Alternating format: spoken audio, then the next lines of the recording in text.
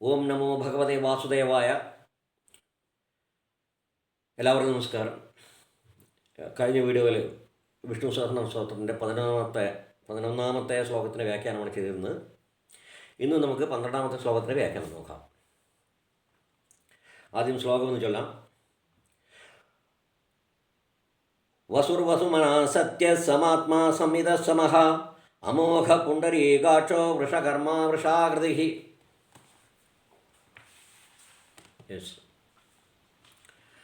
വസുർവസുമനാഹ. വസുഹു വസുഹു മനഃ. 2 times വസു comes.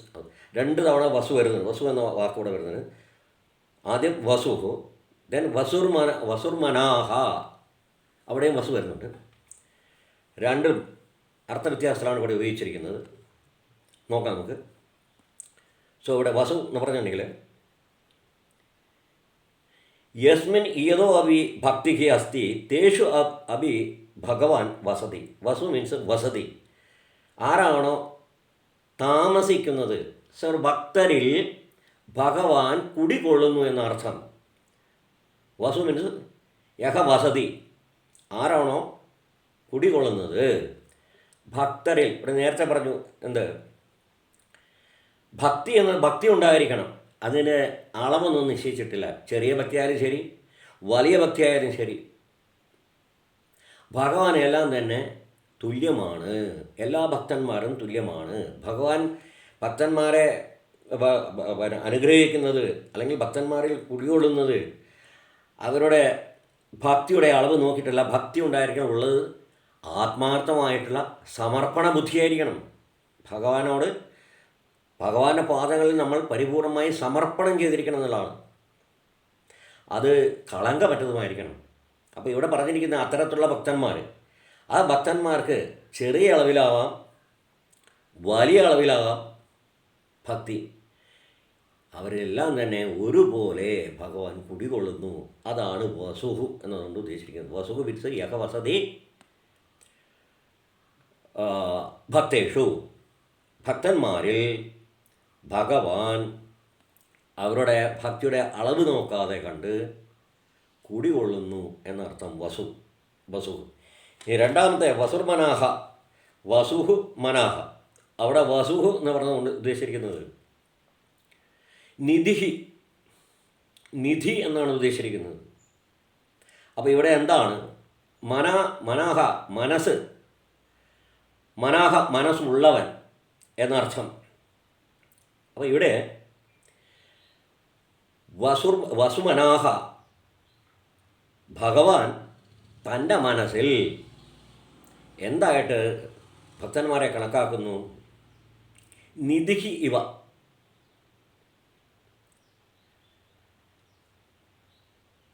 അതായത് ഭഗവാൻ ഏവം വിധം പ്രകാരം ചെറിയ ഭക്തിയാവാം, വലിയ ഭക്തിയാവാം. ഏവം വിധം മനഃ, ഇപ്രകാരമുള്ള മനസ്സ്. ഏവം വിധം മനഃ യസ്മിൻ അസ്തി സഹ ഭഗവാൻ ഭക്താഹ നിധി ഇവ ഗണയതി. നിധി പോലെ ഗണിക്കുന്നു എന്നാണ്, കണക്കൂട്ടുന്നു എന്നുള്ളതാണ്. ഭഗവാൻ ഭക്തന്മാരെ തൻ്റെ മനസ്സിൽ നിധിയായിട്ട് കണക്കൂട്ടുന്നു. അതുകൊണ്ട് ഭഗവാൻ ഇവിടെ വസുർമനാഹ, അത്തരത്തിലുള്ള മനസ്സുള്ളവൻ, ഭക്തന്മാരെ തൻ്റെ മനസ്സിൽ ഒരു നിധി പോലെ സൂക്ഷിക്കുന്നത് കൊണ്ട് ഭഗവാനെ വസുർമനാഹ എന്ന് പറഞ്ഞിരിക്കുന്നു. അടുത്തത് സത്യഹ. സത്യം എന്ന് പറഞ്ഞാൽ സത്യം തന്നെ, സത്യഹ. പക്ഷെ ഇവിടെ അതിനും വ്യത്യാസമുണ്ട്. തേഷു സത്സു സാധു.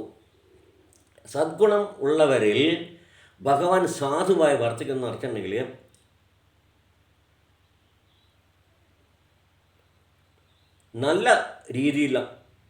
നല്ല രീതിയിൽ ഭഗവാൻ ഭക്തനെ കണക്കാക്കുന്നു എന്നർത്ഥം. നേരത്തെ പറഞ്ഞു വസുമനാഹ എന്ന് പറഞ്ഞാൽ തൻ്റെ മനസ്സിൽ ഭഗവാൻ ഭക്തന്മാരെ നിധി രൂപത്തിലാണ് സൂക്ഷിക്കുന്നതെന്ന് കണ്ടു. പിന്നെ സത്യഹ എന്ന് പറഞ്ഞിട്ടുണ്ടെങ്കിൽ ഭക്തന്മാർക്ക് നേരെ നല്ല അഥവാ താല്പര്യത്തോടു കൂടി ഇരിക്കുന്നവനാണ് ആര്? ഭഗവാൻ. അതുകൊണ്ടാണ് സത്യഹ എന്ന് പറഞ്ഞിരിക്കുന്നത്. സത്യഹ, സദ്ഗുണമുള്ളവരിൽ ഭഗവാൻ സദ്ഗുണങ്ങൾ ഉള്ളവരിൽ ഭഗവാൻ എങ്ങനെ നല്ല രീതിയിലാണ് വളരെ താല്പര്യത്തോടു കൂടി ഇരിക്കുന്നത് കൊണ്ട് ഭഗവാനെ സത്യഹ എന്ന് വിളിച്ചിരിക്കുന്നു. പിന്നെ സമാത്മ, എല്ലാവർക്കും അറിയാവുന്നതാണ്.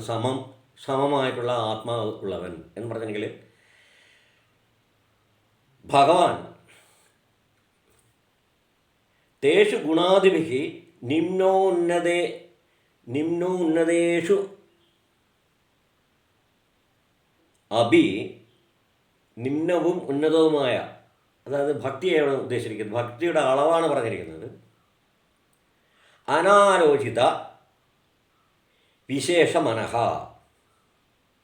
അപ്പോൾ ഭഗവാൻ ഈ ഭക്തിയുടെ അളവ് നോക്കാതെ കണ്ട് ഉയർന്ന ഭക്തിയുള്ളവൻ താഴ്ന്ന ഭക്തിയുള്ളവൻ എന്ന് ഗണിക്കാതെ കണ്ട് എല്ലാവരിലും ഒരേപോലെ കാണുന്നു, എല്ലാവരിലും ഒരേപോലെ താല്പര്യം പ്രകടിപ്പിക്കുന്നു, അഥവാ ഇഷ്ടപ്പെടുന്നു. അത്തരത്തിലുള്ള മനസ്സുള്ളവനാണ് ആര്? ഭഗവാൻ. അതുകൊണ്ടാണ് സമാത്മാ, അത്തരത്തിലുള്ള ആത്മാവ് ഉള്ളവനായതുകൊണ്ട് സമാത്മാ എന്ന് പറഞ്ഞിരിക്കുന്നു.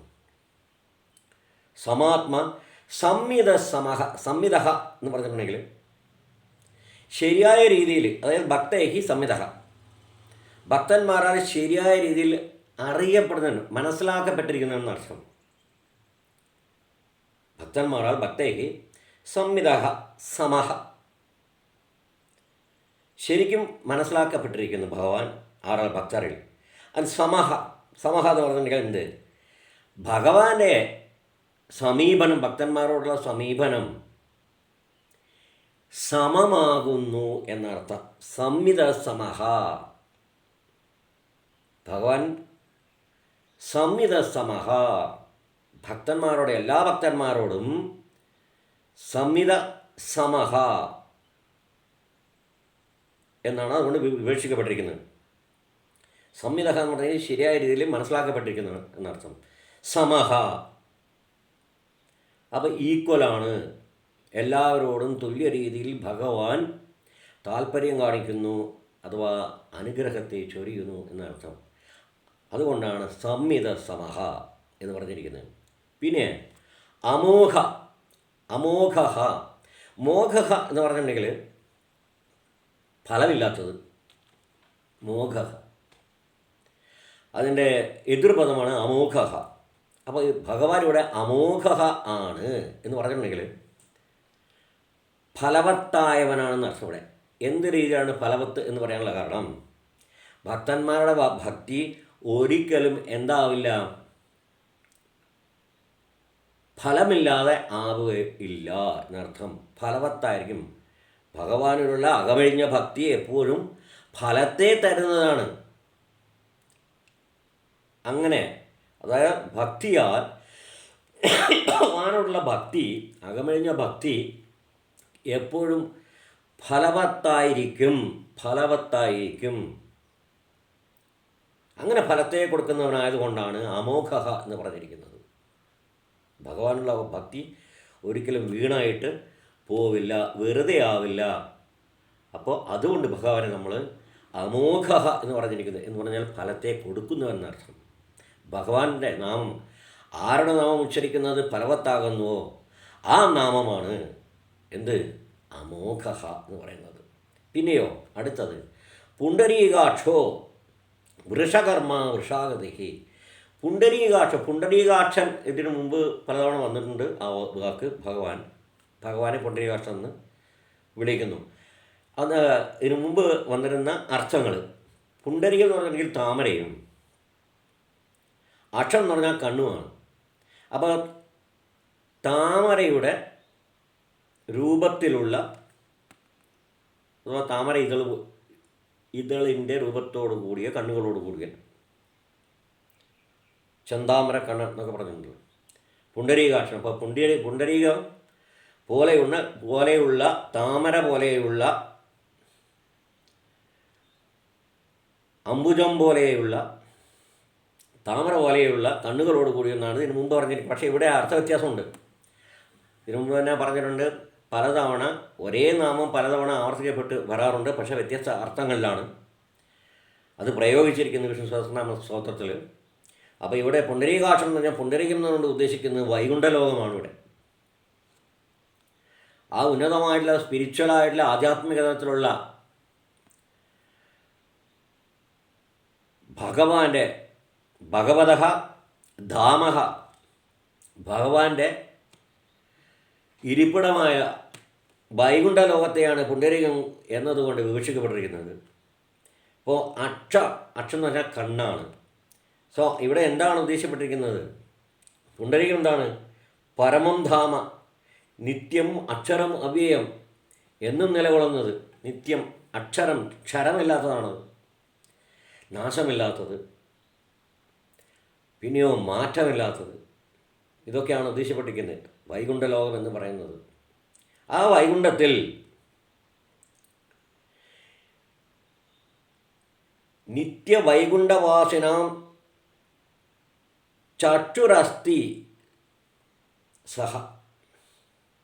ഭഗവാൻ നിത്യവൈകുണ്ഠവാസിനാം, നിത്യം സ്ഥിരമായി വൈകുണ്ഠത്തിൽ വസിക്കുന്നവരുടെ അക്ഷിയായിട്ട് നേത്രമായിട്ട് വർത്തിക്കുന്നു ഭഗവാൻ. അതുകൊണ്ടാണ് പുണ്ടരീകാക്ഷം എന്നിവിടെ പറഞ്ഞിരിക്കുന്നത്.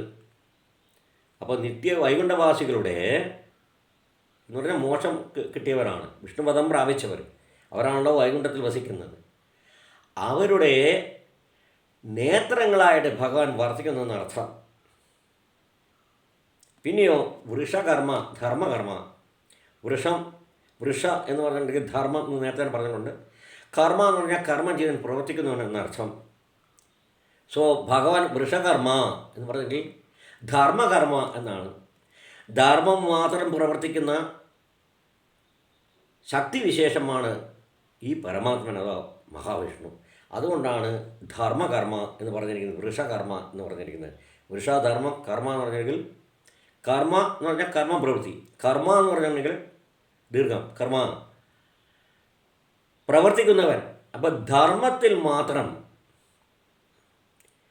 അധിഷ്ഠിതമായിട്ടുള്ള പ്രവർത്തികൾ ചെയ്യുന്ന ശക്തിവിശേഷമാണ് ഭഗവാൻ പരമാത്മൻ. അപ്പോൾ വൃഷകർമ്മ ധർമാധിഷ്ഠിത കർമാണിയവ സഹ കരോതി. ധർമ്മത്തിൽ അധിഷ്ഠിതമായിട്ട് പ്രവർത്തനങ്ങൾ മാത്രം എപ്പോഴും ചെയ്യുന്നവൻ ആണ് ഭഗവാൻ. അതുകൊണ്ട് വൃഷകർമ്മ എന്ന് പറഞ്ഞിരിക്കുന്നു. ഇനി വൃഷാകൃതി, പിന്നെയോ തസ്യ രൂപം വൃഷഹേവ ധർമ്മഹേവ, ധർമ്മരൂപേണ സഹ തിഷ്ഠതി. ഭഗവാൻ ധർമ്മത്തിൻ്റെ രൂപമുള്ളവൻ എന്നർത്ഥം, ധർമ്മരൂപിയാണെന്ന് അർത്ഥം. അതാണ് ആകൃതി. വൃഷാകൃതിക്ക്, വൃഷ ആകൃതിക്ക്, ധർമ്മ ആകൃതിക്ക്, ധർമ്മരൂപ. ഭഗവാൻ ധർമ്മം എന്ന് പറയുന്നതിൻ്റെ രൂപം തന്നെയാണ്, അഥവാ ഭഗവാൻ ധർമ്മം തന്നെയാണെന്ന് അർത്ഥം. ധർമ്മകർമാവാണ്, ധർമ്മം മാത്രം പ്രവർത്തിക്കുന്നതാണ്. അതുപോലെ തന്നെ ഭഗവാന്റെ രൂപം തന്നെ ധർമ്മമാണ് എന്ന്, ധർമ്മരൂപിയാകുന്നു എന്നർത്ഥം. ആ ശ്ലോകം ഒന്നുകൂടെ ചൊല്ലാം.